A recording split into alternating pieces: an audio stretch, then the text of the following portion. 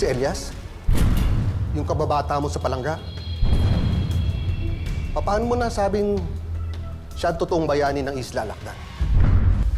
Bago tayo dumating sa Isla Lakdan, kasama ni Senator William, hindi niyo po ba napansin wala tayong kalaban doon, Chief? Dito nga pala ang daan papuntang hideout ng Golden Scorpion. Okay, men! Formation! Go! Oh! Parang ang daming alam ni Senator tungkol sa Golden Scorpion. Sino pang informant niya? Senator! Senator, sandali! Delikado dito! Senator! Senator! Hindi ko ba nagtataka? Alam na ng Senator kung Isla Lakdan.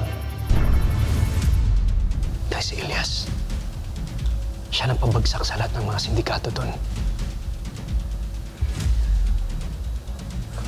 Pero, di ba delivery rider siya? Yes, Chief. Isang delivery rider na nabiktima ng Golden Scorpion. Kaya gumawa siya ng paraan para gantihan ng sindikatong yan. Nagpalakas siya at naghanda siya sa laban.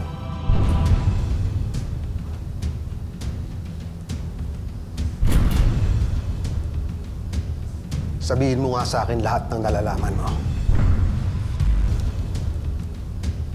Sabihin mo nga sa akin lahat ng nalalaman mo.